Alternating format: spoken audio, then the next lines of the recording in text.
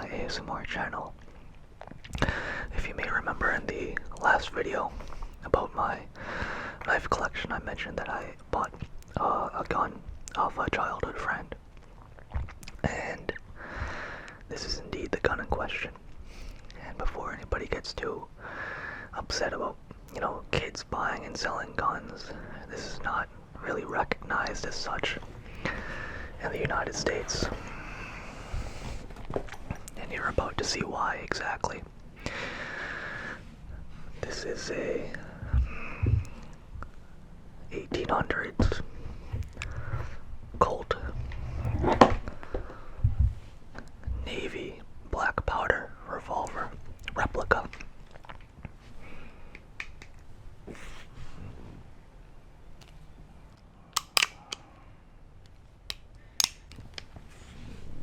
Sorry about that. This is a Colt navy black powder replica manufactured by Uberti in Italy. It is a brass frame with an iron barrel and cylinder.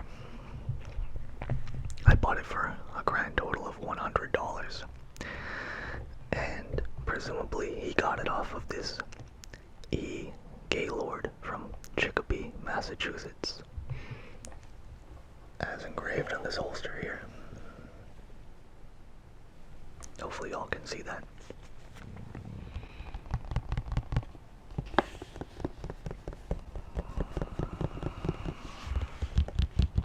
It's a very sturdy holster, made of genuine leather. It's stamped with something as well, but it appears to have been worn away. But this revolver was manufactured, I have no idea when, but it looks fairly old. It's definitely seen better days and have to do a little bit of work to it, some polishing. So to go over the basics of everything. What is a revolver? Well, as the name suggests, a revolver is known for its revolving cylinder here.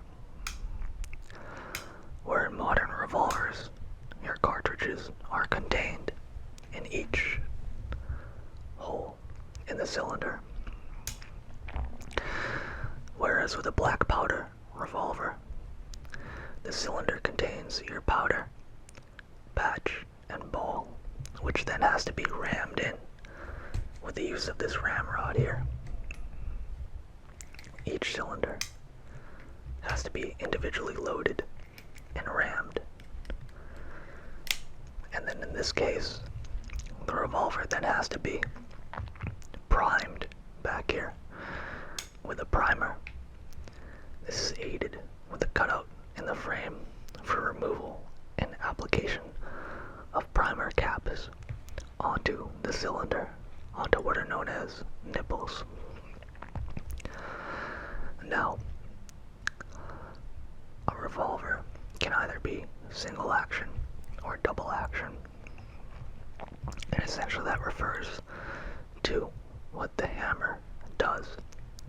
So in this case, this is a single action revolver because all the hammer does, or all the trigger does, is fire the revolver. Whereas in a double action revolver, the trigger can both, if you pull the trigger, it will both cock the action and rotate the cylinder and then fire the revolver. But this is a single action only revolver, as most of them were back in the day, if not all of them. This particular one features an open frame characterized by the lack of a top strap above the cylinder. This makes the entire action somewhat weaker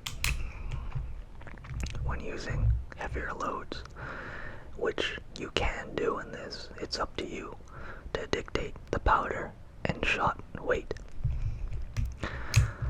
So, this gun can be loaded as hot as you want it. Unfortunately, if you do so, there's no guarantee it won't blow up.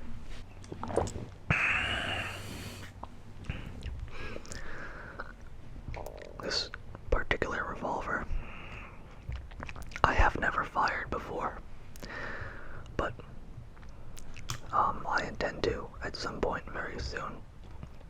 I just never got around to purchasing the black powder and researching how hot or how light I should load the thing. Another thing you can see, by the way, that's a bit of a hallmark of an older revolver, is the octagonal barrel,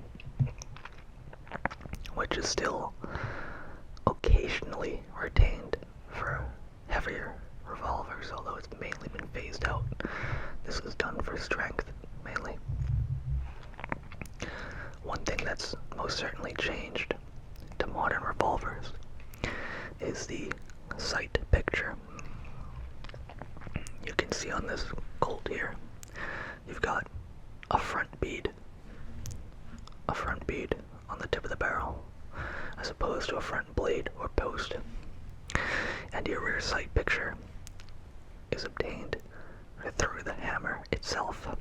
This notch cut in the back of the hammer. When you are to cock the piece, the hammer then becomes your rear sight picture. I'm definitely not lining that up properly, but hopefully you get the idea. You would line the bead up through that little notch, and that's all you get. And I can tell you right now, it is suboptimal. There's one thing we're truly spoiled about in modern times when it comes to firearms and handguns in particular. It is how good the sights have become.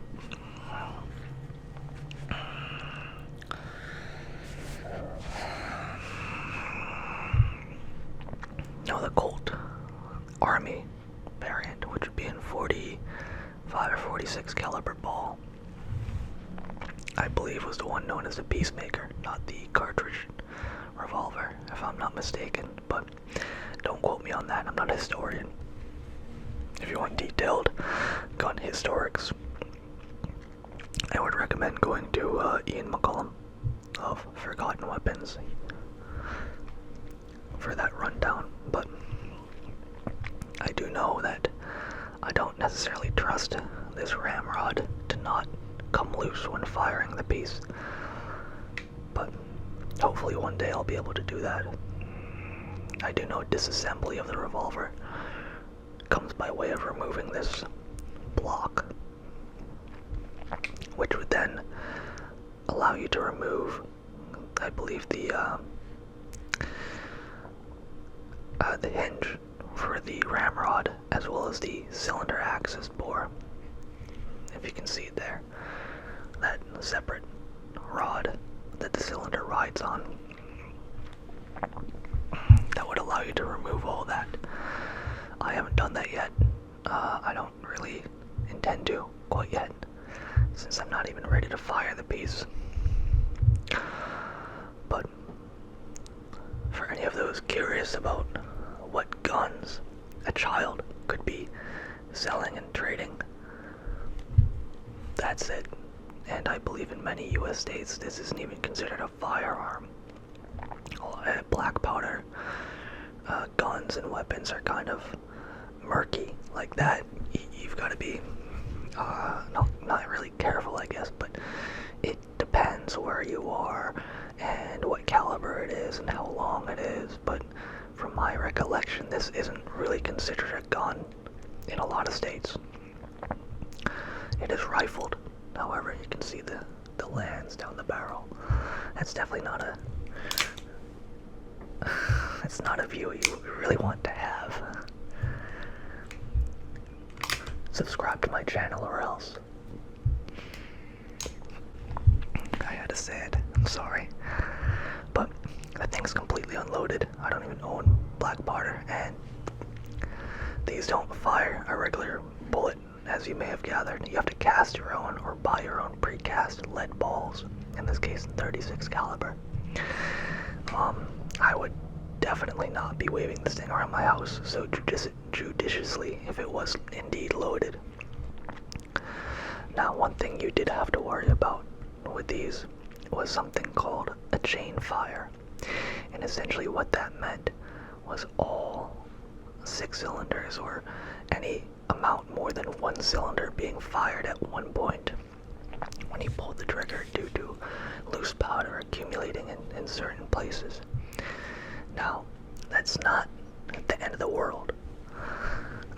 Assuming your entire hand is behind the cylinder in action and everything like that, it could result in shrapnel coming back at you, but most times it wouldn't be terribly lethal. However, these were turned into carbines or rifles at one point or another, cap and ball and everything, and when those would chain fire, your support hand would be here typically, and you can imagine that would not be a pleasant experience, I don't think. So with all that said, I hope you all enjoy the video. If you enjoy the content, feel free to like or subscribe to the channel, comment as well, and I hope to see you all in the next video.